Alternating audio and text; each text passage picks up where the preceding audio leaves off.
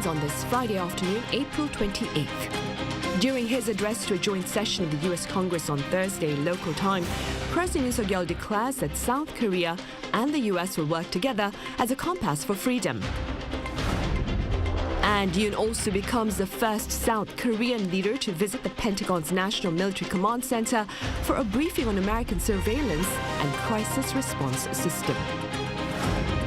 Meanwhile, President Yoon also joins leaders of Korean and American video content industries at a forum in Washington, D.C. that also touched upon the remarkable advances of K-content on global screens.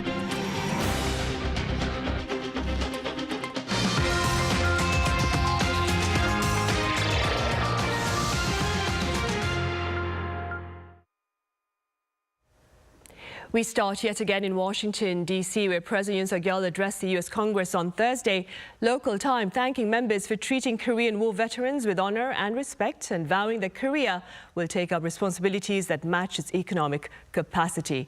Our senior top office correspondent Oh Soo-young reports. Inspired by freedom, liberal democracy and human rights, South Korea and the United States will put their alliance in action as a compass for freedom in the world. That was the core of President Yoon Suk Yeol's speech to a joint session of the US Congress on Thursday. Reflecting on the past 70 years of bilateral security ties, Yoon described how South Korea, by joining hands with the US, had grown from the ashes of the Korean War to become the world's 10th largest economy, based on liberal democracy and a free market system. For over 70 years in the history of the alliance, we worked together in military and security sectors. We also expanded our cooperation in the economic field.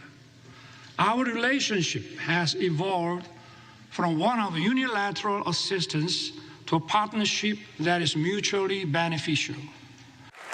He noted that Korean companies are now contributing to the US economy, producing EV batteries, semiconductors and cars, and creating thousands of well-paid jobs. Going forward, he said the two countries will lead in innovation beyond security and foreign policy to work on cutting-edge technologies, including chips, artificial intelligence, bioscience and quantum technology. But beyond economic relations, Yoon presented how the alliance would jointly tackle challenges to the freedom and rights of citizens around the world.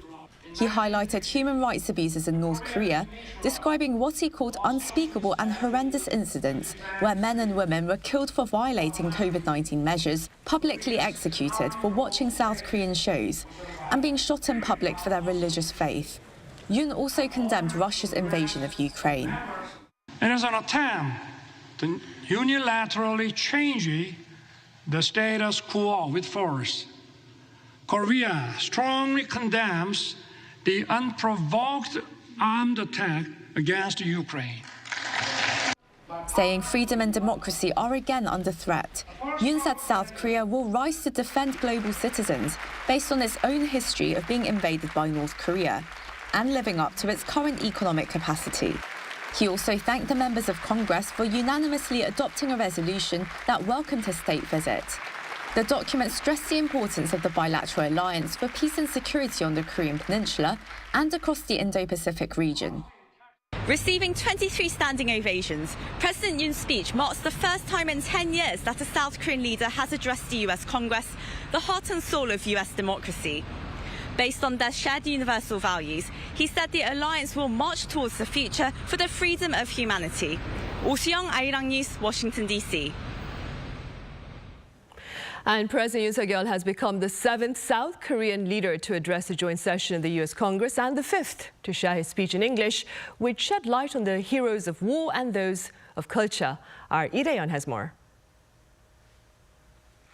President Yoon has become the 3rd world leader to address a joint meeting of Congress since President Biden took office. In his nearly 1-hour-long speech delivered in English, Yoon presented a blueprint of the South Korea-U.S. alliance as a global tie to protect liberty and peace. The term freedom appeared 46 times in the speech, more than Yoon has ever previously used the word during his presidency. A number of historical figures were also mentioned, including those who had contributed to the bilateral alliance during the Korean War. The late John Conyers Jr., Sam Johnson, and Howard Coble were veteran congressmen who promoted freedom and democracy. The former Representative Charles Rangel has been a strong supporter of the alliance. Korea will never forget the great American heroes who fought with us to defend freedom. Names of Korean businesses and K-pop stars were also brought up.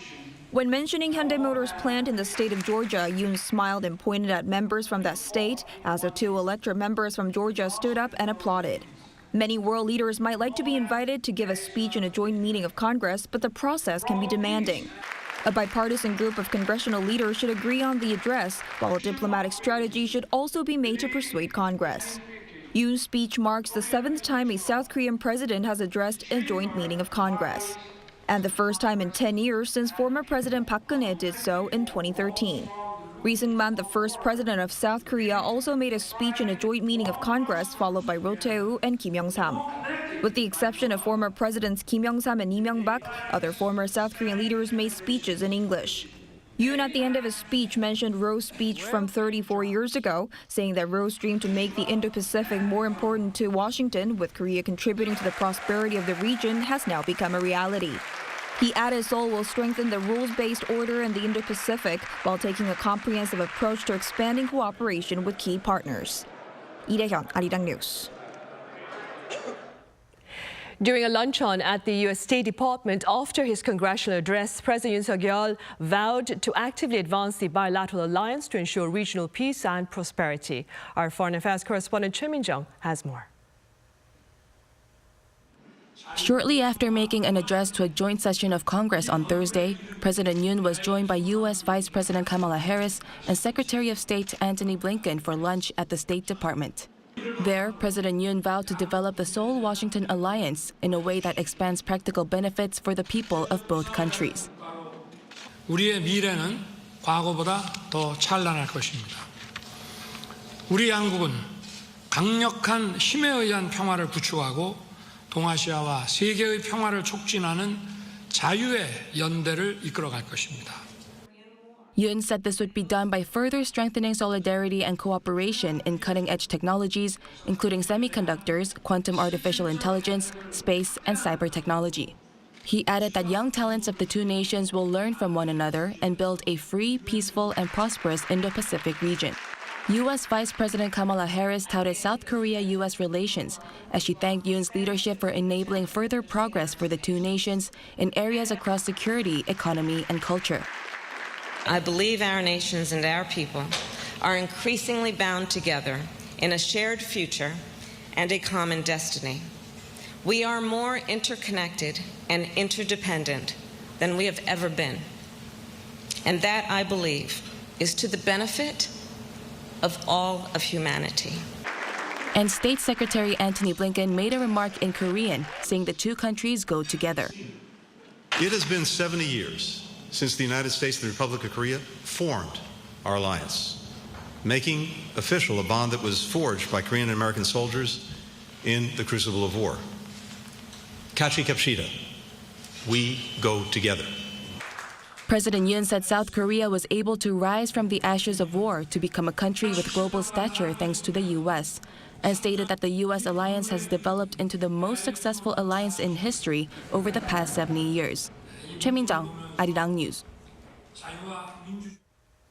President Yoon Suk Yeol also became the first South Korean leader to visit the Pentagon's National Military Command Center for a briefing on American surveillance and crisis response system.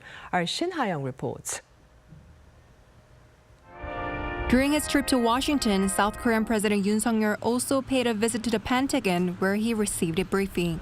The visit to the headquarters of national security and the U.S. Armed Forces is being viewed as a move to underscore South Korea-U.S. combined defense readiness, coming a day after Yoon and Biden announced the Washington Declaration aimed at bolstering extended deterrence against North Korea's evolving threats. Yoon met with the U.S. Defense Secretary Lloyd Austin and was given a briefing on the U.S. surveillance and crisis response system at the Pentagon's National Military Command Center, marking the first time that a South Korean president has visited the center. South Korea's first deputy director of the National Security Office, who is traveling with the president, described it as a key command and control center that directly assists the U.S. president and military commanders in times of emergency. During the talks, President Yoon reiterated the importance of the Washington Declaration, saying that he completely trusts U.S. pledges on extended deterrence. 저는 미국의 확고한 확장 억제 공약을 전적으로 신뢰합니다. 만일 북한이 핵무기 사용을 기도한다면 미국의 핵 능력을 포함해 한미 동맹과 대한민국 국군의 결연하고 압도적 대응에 직면하게 될 것입니다. Secretary Austin pinpointed the ongoing challenges from North Korea, including the regime's missile testing program, adding that the determination of the U.S. to defend South Korea is strong. The U.S. commitment to the defense of the ROK is ironclad, and so is our extended deterrence commitment to your country, which includes the full range of U.S. defense capabilities, including conventional, nuclear, and missile defense capabilities. Meanwhile, Yoon also became the first foreign president to visit the Defense Advanced Research Projects Agency, which develops innovative technologies for combat and national security.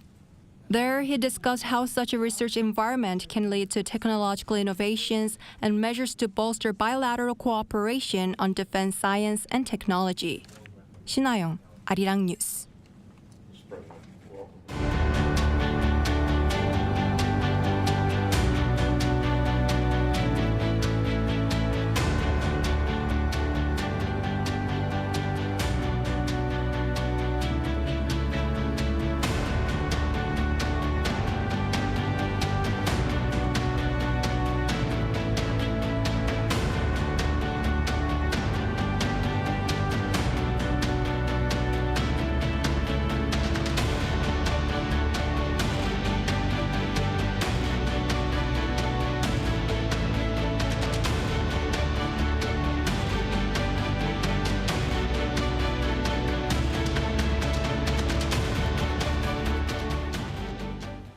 K-content has been garnering rave reviews on international screens, big and small, and as tangible proof of this reality, President Yoon Suk Yeol attended a related forum to share his hopes for greater collaboration between industry insiders here and in the U.S. Our presidential office correspondent Kim Do-yeon reports from Washington, D.C. President Yoon Suk Yeol wrapped up his Washington, D.C. visit by showing his support for South Korea's media and content industry as he appealed for bigger exchanges between Korean and the U.S. motion picture companies. On Thursday, he attributed the alliance of South Korea and the U.S. for the current success of K-content. 금년이 이제 한미 동맹 70주년이고 저는 다른 무엇보다도 정말 이 젊은 사람들의 이 희생과 헌신에 터잡아서 만들어진 한미 동맹이 70년간 발전해 오면서 우리 대한민국도 정말 전쟁의 폐허에서 세계적인 이제 경제 문화 강국이 됐습니다. Speaking at a global video content leadership forum, the president addressed representatives from American media powerhouses like Paramount, Warner Brothers, Discovery, NBC Universal, Sony Pictures, the Walt Disney Company, and Netflix. On the Korean side, entertainment companies like CJ, SLL, and Watcha were in attendance. The event was organized by the U.S. Motion Picture Association, a rare move by the industry to come together for a leader of another country. The presidential office explains that to have big-name industry players come together is not common, and it shows the strength South Korean content has in the industry. And sir, I wanted to say that as I travel around the world in my current job and in my former job as Assistant Secretary, it's repeated again and again how many countries want to be like Korea, to emulate the success of K-content and create their own industry modeled on Korea's success. President Yoon promised full support for collaboration, saying that he will make sure K-content meets the global standard when it comes to running entertainment industries. 저는 이 문화 산업, 이 문화 영역에는 국가 간의 국경이 없다고 생각합니다. 뭐 다른 요새 모든 경제 이런 통상 분야가 다 마찬가지지만 특히 문화는 국가가 경계를 해 놓으면 안 되는 거라고 저는 생각합니다. South Korea's Minister of Culture Park Bo-gyun was part of the delegation on this trip and was involved in arranging the forum. It's the first time that a culture minister has joined a South Korean president on a trip to the US. And with the support of the ministry, the Korea Creative Content Agency and the Korea Film Council together signed an MOU with Netflix to foster more talent in the production industry among young Koreans while expanding Korean content globally. Kim Do-yeon, Arirang News, Washington, D.C. Meanwhile, Seoul's Culture Ministry signed an MOU with the U.S. Smithsonian Institution to boost cultural exchanges. Now, this marks the first official MOU between the two entities, although official exchanges started in the year 1961 when the American National Museum of Natural History displayed a statue of Buddha from the Goryeo period. Further collaboration is now expected in the fields of culture and history. Artwork donated by the late Samsung chairman Lee Gun-hee is scheduled to go on display at the National Museum of Asian Art in Washington, D.C. in the year 2025. Up next, my colleague Kim Yeon-seung shares the secret behind the success of case stories on screens as seen by some pundits. Do take a listen. With home-produced music, movies, and series dubbed the Korean wave, now swelling to be more of a tidal wave, Korean productions were one of the centerpieces of this whole Washington summit. They are bringing home the big bucks, making $1.7 billion in revenue last year, an almost 50% jump from the year before. Netflix has doubled down by announcing a $2.5 billion investment in South Korean productions after meeting with President Yoon on his U.S. trip. Then what's behind this recent success? Experts say that it comes from giving common themes a uniquely South Korean flavor. The movie Parasite and Netflix series Squid Game pointed out poverty and the divide in class, a relatable theme to all. But within the overarching theme was a Korean flavor. For example, the panjiha, a South Korean semi-basement home, or japaguri, the popular Korean instant noodle recipe in the movie Parasite. This gives Korean productions that extra punch. Some also say that ironically, it's the low production cost that propelled Korean productions into success. Squid Game, for example, despite being one of the most popular shows on Netflix, cost about $2.4 million per episode. Pennies compared to other hit shows, like Stranger Things and The Crown, which cost at least $8 million. From a conference at Stanford University earlier this month, Professor Daphna Zur said that it's that hungry mindset that set Korean stories apart. With the opportunity cost fairly low, Korean productions have more room to accept new ideas and new challenges, making them a one-of-a-kind in the worldwide production scene. Kim Yeon-seung, Arirang News. Wrapping up his agenda in Washington, D.C., President Yoon Suk Yeol is now on his way to Boston. The president will visit the Massachusetts Institute of Technology, home to a world-class biocluster. There he's scheduled to speak with leading scholars in the digital and bio sectors.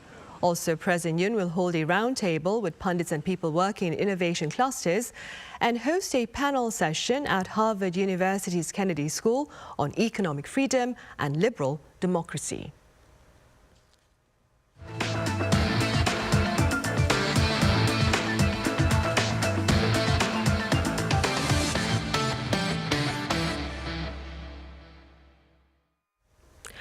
On the local political front, the main opposition Democratic Party of Korea elected Park Gwang-on as its new floor leader earlier on this Friday.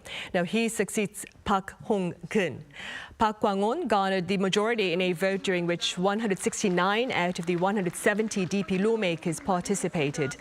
The party has not shared the breakdown of the votes as earlier agreed upon the candidates.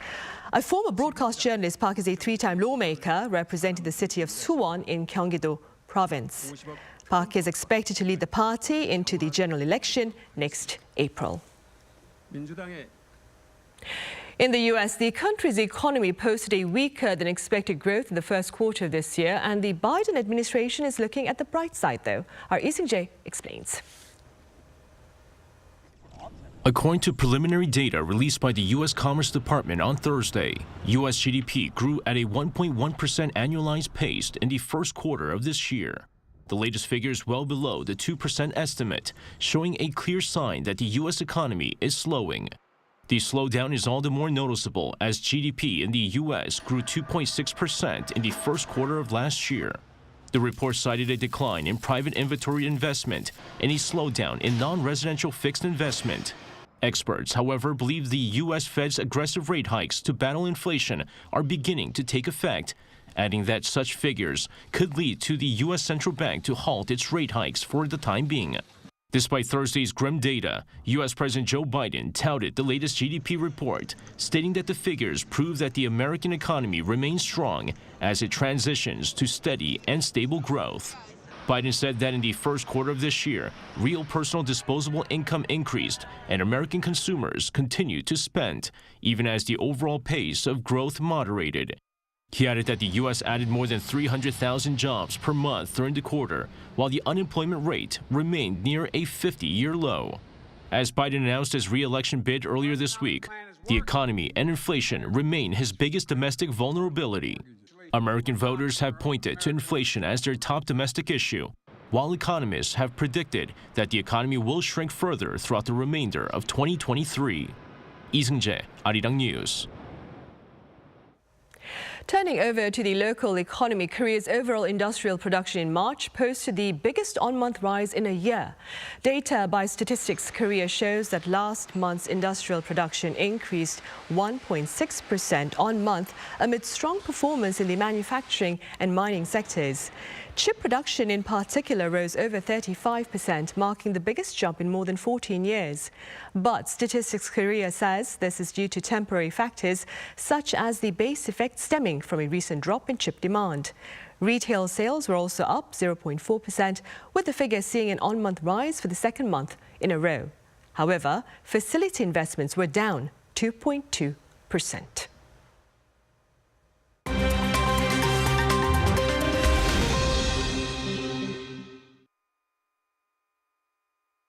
Let's take a look at what's going on in the world now. We begin with the world's oceans, where temperatures over the past few weeks have reached record highs. According to climate scientists, preliminary data from the National Oceanic and Atmospheric Administration shows that the ocean's average surface temperature reached 21.1 degrees Celsius at the start of April, rising a relatively large 0.36 degrees from March. The new figure beats its previous high of 21 degrees set in April 2016. The changes have been linked to warm weather on the back of the El Nino, combined with global warming. The increased temperatures come after a 3-year cooling period from the La Nina. Scientists are still determining what the warmer oceans could mean for atmospheric temperatures, but they do predict an increase in extreme weather conditions. Moving on to the Gulf of Oman, where the United States Navy says that on Thursday, Iran seized a U.S.-bound oil tanker. The Suez tanker, a Marshall Islands-flagged vessel, was contracted by Chevron to deliver oil to Texas from Kuwait, where it was last docked. The ship has a crew of 24 members, all of whom are Indian. Iranian state media, meanwhile, has reported that a ship was seized after it collided with an Iranian vessel on Wednesday evening. It did not identify the seized ship. The U.S. Navy says that this is at least the 5th vessel taken by Iran in just 2 years. And finally, legendary talk show host Jerry Springer has died, aged 79. According to his family, he passed away on Thursday after a brief illness. Springer was most famous for headlining The Jerry Springer Show. It was a provocative American talk show that often saw invited guests argue and fight over domestic disputes. The show ran 27 years and broadcast nearly 5,000 episodes. Before his broadcasting career, Spring was the mayor of Cincinnati and also a political reporter. He was born during World War II in 1944 in a London underground station that was being used as a bomb shelter. Matthew Ashley, Arirang News.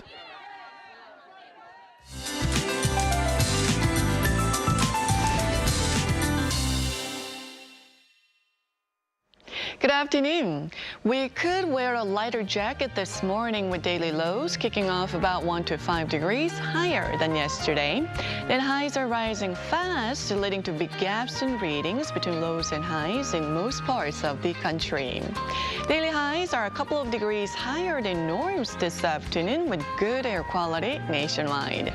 We had sunny skies to start out the day, then southern regions are noticing skies turning cloudy with rain in the forecast from Jeju Island tonight. That rain will spread nationwide overnight before letting up from tomorrow afternoon. Jeju and Gyeongsang Namdo province could see up to 40 millimeters of rainfall. Now, it could be a 3-day weekend for some, with Monday marking Labor Day here in Korea. Other than on Saturday, the weather will be calm and promising through Monday. That's Korea for you, and here's a look at the international weather conditions.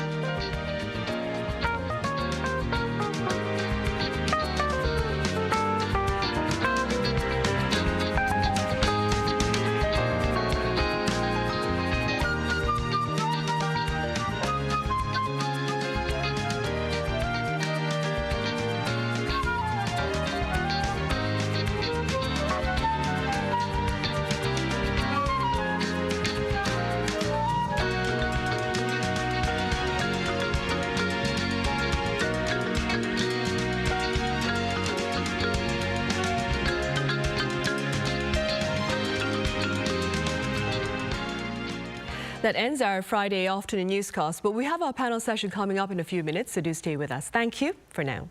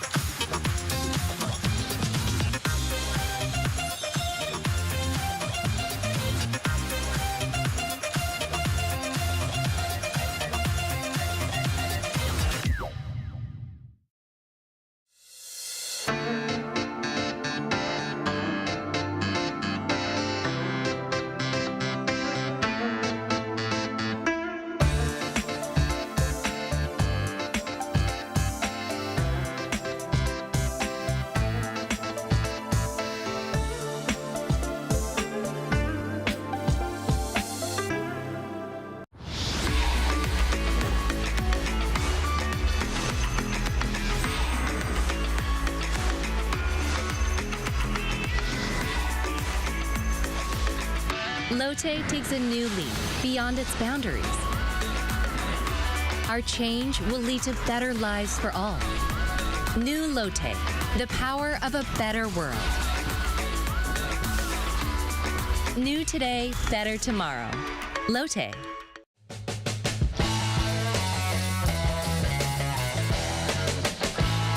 Contour the world, simply contour. India, the United Kingdom, New Zealand. Woo!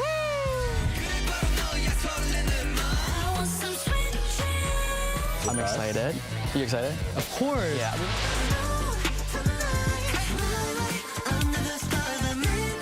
Music, start.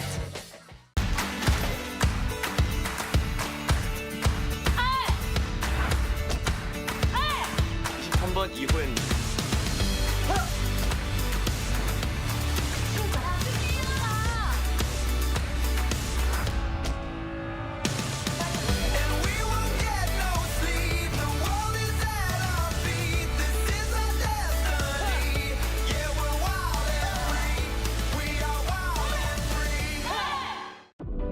Lotus Lantern Festival. Let the festival begin.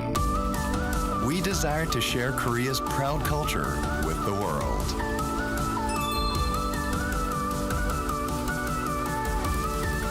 So that people can have a time of healing just by watching and become happy as they enjoy the festival. So that joy can stay in their hearts the moment they encounter our festival. That is the reason we want to share our culture with the world. Welcome to Lotus Lantern Festival, Seoul, Korea.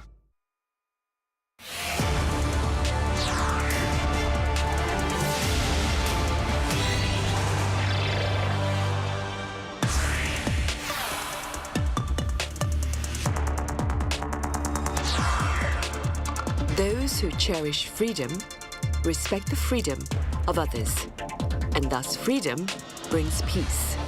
This is according to President Yoon Suk Yeol while addressing a joint session of the US Congress on Thursday, local time. So what was the gist of his address?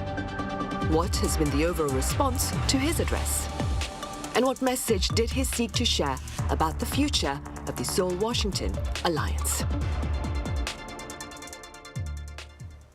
Welcome to Issues and Insiders. Today we touch upon President Yoon Suk Yeol's address to a joint session of the US Congress on Thursday, local time. For this, I have Professor Min Jung-hoon from the Korea National Diplomatic Academy here in the studio. Professor Min, it's good to have you back. My pleasure. I also have Michelle Ye Lee live on the line. Michelle, it's been a while. Welcome back. Thank you. Right, Professor Min, we'll start here in the studio. Let's begin with a few words on the significance of President Yoon Suk Yeol's latest speech. Yes, and as you mentioned, the President Yoon delivered his speech yesterday to a joint session of U.S. Congress. And under the title of Alliance of Freedom and Alliance in Action, President Yoon looked back the 70 years history of the ROK-US alliance and showed his perceptions about the current situations that the alliance faces, and also showed his expectations about the future of the alliance. Specifically, he mentioned that the ROK-US alliance was formed 70 years ago to defend South Korea's the freedom, and it has become a global alliance that safeguards freedom and peace around the world.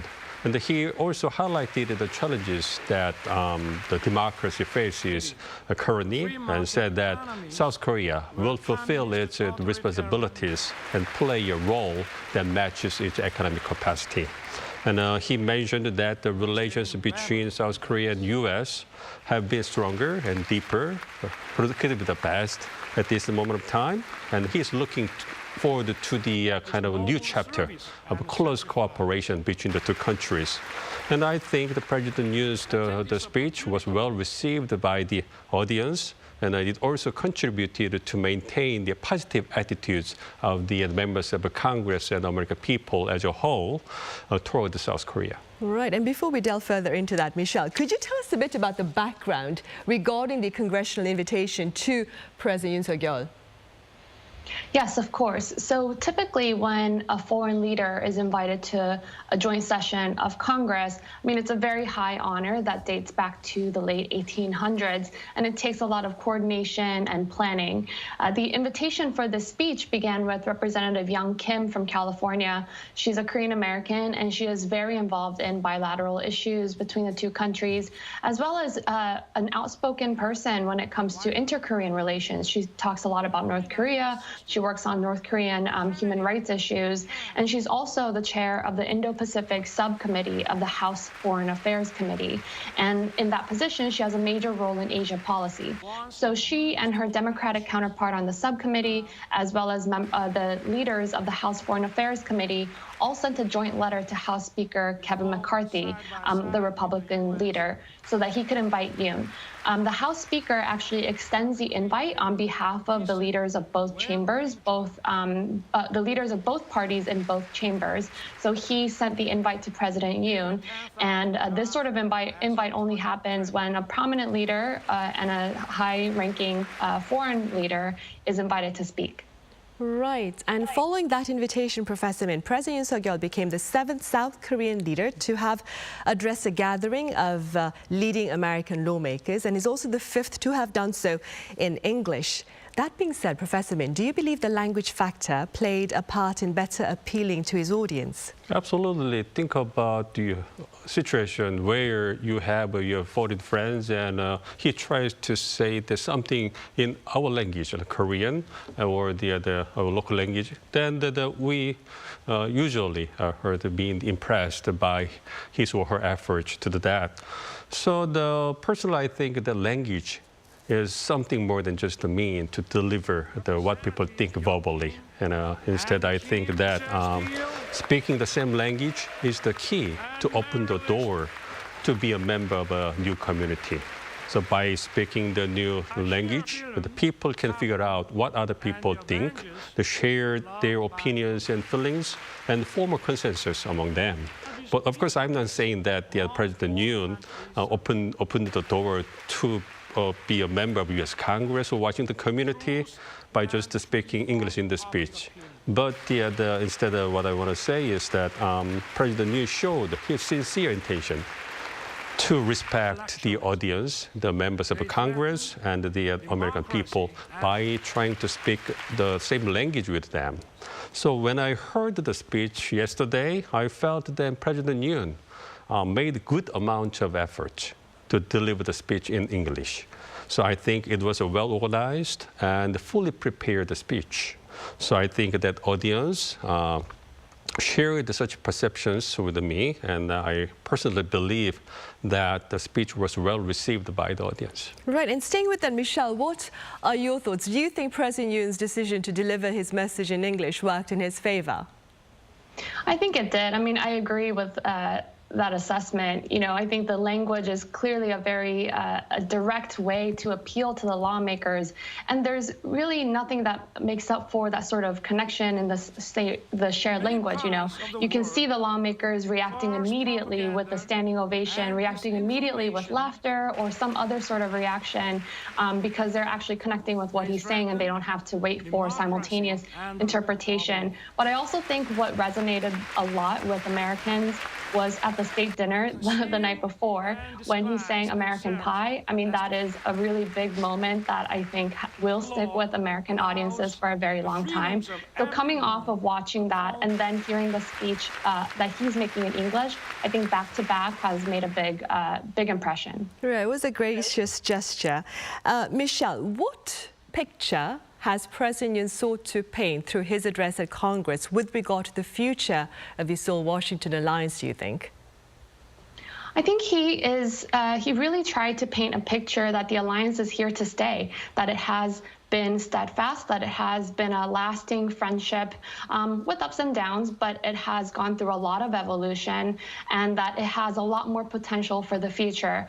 You know, I took note of his comments about North Korea, and this is obviously a shared challenge that the United States faces along with South Korea. They are very both countries are deeply invested in how the North Korea problem shakes out.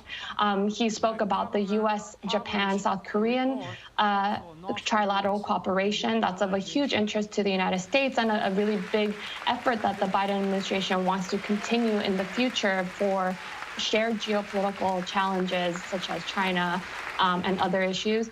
And I think it's also important that he talked about the rising influence of Korean Americans in America. I mean, Korean Americans have really gained a lot of significance in in American media, in Americans' understanding of what Korea is.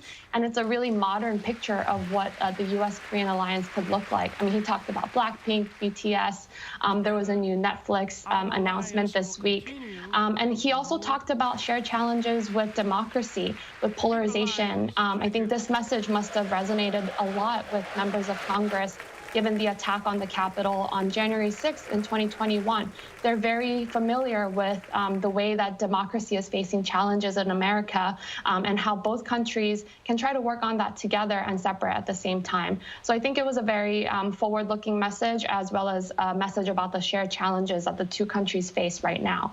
Right. And Professor Min, going back to what Michelle mentioned earlier, what was his message with regard to North Korea and the regime's reckless military ambitions?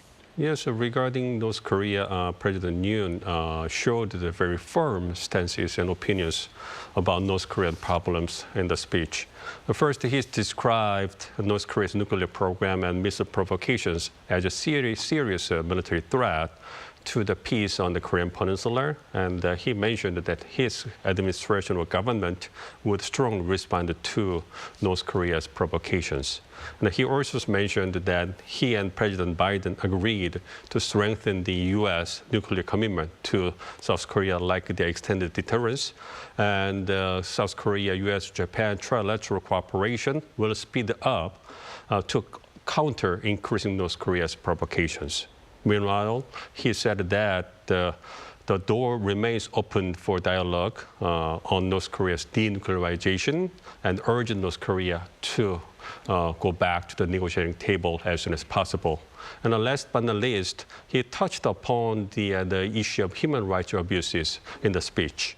And he referred to cases of North Koreans being shot and killed for violating COVID-19, the prevention measures, and being publicly executed for watching and sharing South Korean TV shows. So, and the President Yoon urged the international community to be more aware of such a serious human rights issues in North Korea. Right. Michelle, you touched upon how his speech on security resonated with his audience. What about his speech on the economy? He went out of his way to point out to the investments made by Samsung and Hyundai in America. Could you tell us a bit about that? Yes, I think those investments are very much on top of minds when it comes to American policymakers. Of course, South Korea's leading economic role, its role in the production of semiconductors and other critical technologies is very important to U.S. audiences, to the Biden administration, in his efforts to shore up allies to confront China's rise. And so his speech on his mentions about the economy, the South Korean investments in America. I mean, for some of these policymakers, that might be one of the only ways that they know about South Korea in recent years, because they've heard of all of those investments, all those companies who are coming to the country. And also those lawmakers in that chamber represent some of those states. They represent Georgia and other states that have benefited from such South Korean investments. And those leaders of the states have actually visited South Korea as well to show their appreciation and talk about the closing in of the ties between their states and South Korea. So I think when it comes to the economic point, the point that he made about why South Korea is investing and how much it has been invested in the U.S. market is definitely something that U.S. lawmakers very much understand and appreciate and probably wanted to hear some more about. Right. Professor Min, on a light note, were there any words or phrases in President Yoon's speech that resonated with you personally? Well, basically, he mentioned the freedom 46 times in the speech. And I think that it reflects the Yoon administration philosophy. And he also mentioned the importance of value of the ROK-US alliance. He looked back the 70 years history of the ROK-US alliance and tried to memorize the noble sacrifice of the soldiers, private soldiers who died in the Korean War battlefield. And he also mentioned about how the South Korea made the economic growth, and then the US alliance has been formed to the global comprehensive strategic alliance. And as Michelle mentioned, nowadays South Korea has been the very important trading partner of the United States, mainly in terms of the advanced technologies.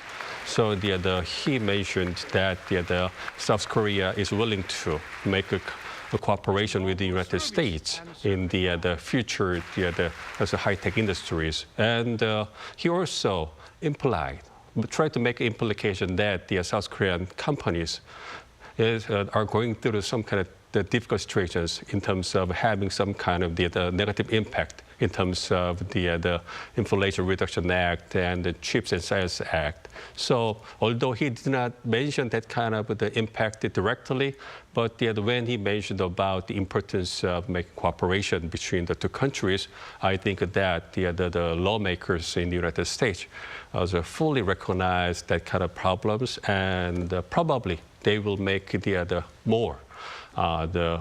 cooperation with the South Korea when they deal with such kind of laws and the problems in the future.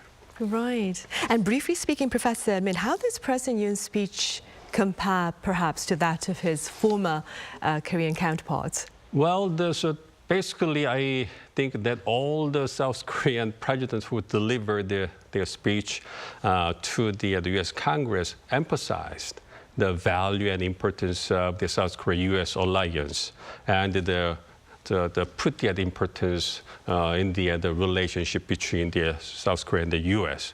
Of course, there could be some differences in the speeches if we go into details, but I think all of them wanted to deliver the message to the audience that the alliance is the cornerstone of the South Korean security, and the South Korea want to enhance its cooperation with the United States. Of course, it has been true that U.S. is the #1 trading partner and the security the counterpart for the South Korea.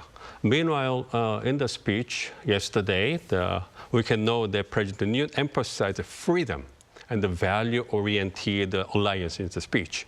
That shows the changing characteristics of the alliance in the 21st century.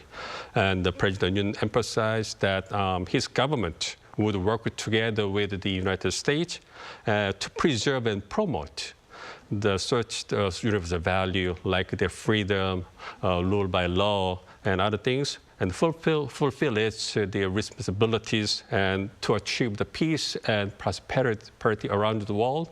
And it shows that the alliance is going through kind of the transformation into like the comprehensive strategic alliance, which means that the alliance is going beyond the Korean Peninsula and trying to make an important role in terms of the maintaining peace and prosperity around the Indo-Pacific and possibly in the globe.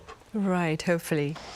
Michelle, meanwhile, could you tell us a bit about the other notable foreign leaders who addressed the U.S. Congress in joint meetings, including, of course, Ukrainian President Volodymyr Zelensky, who was given that as a standing ovation?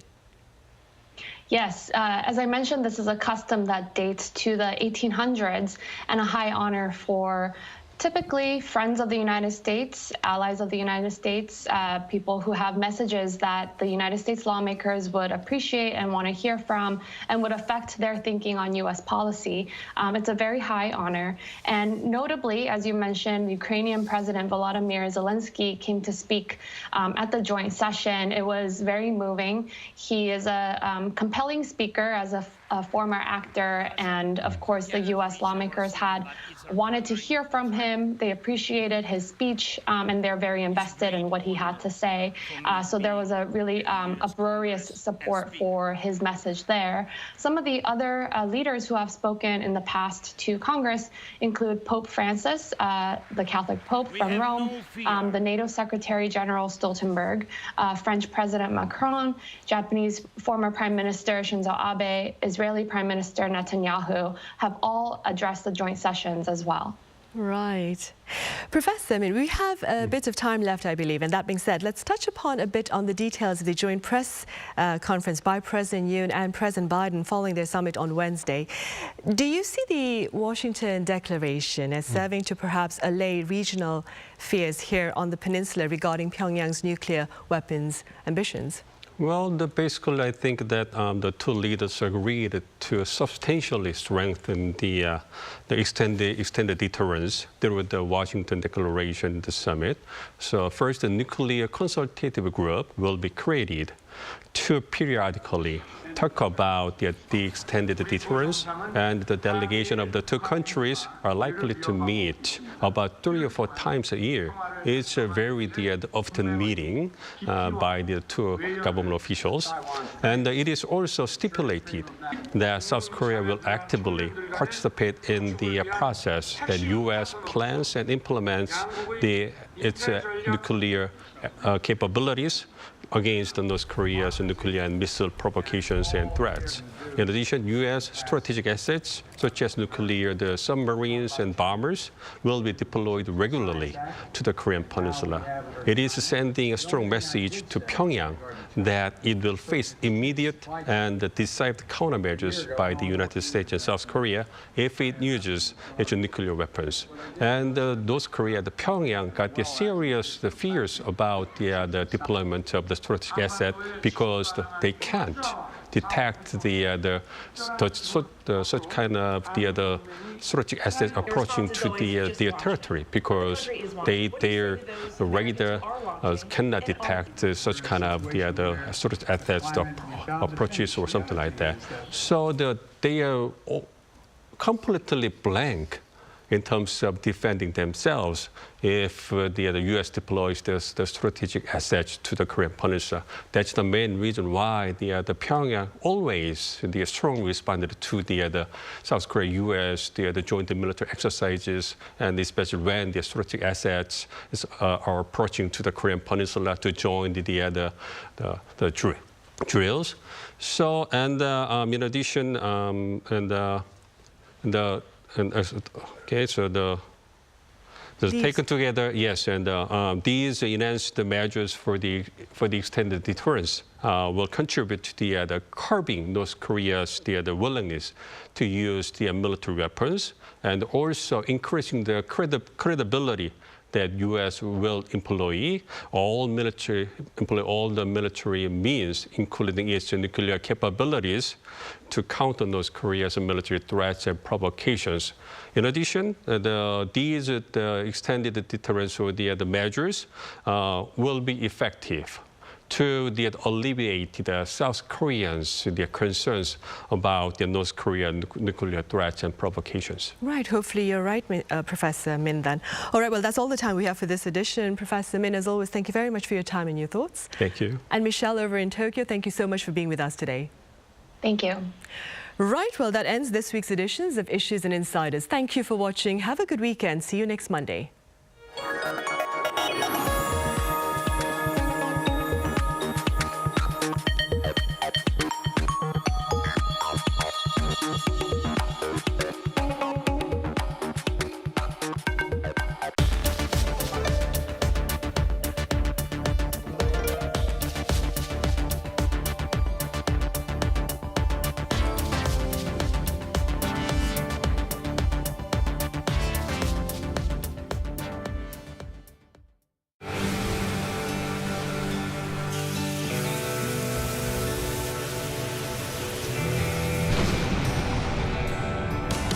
Busan, Korea is already reaching the entire world.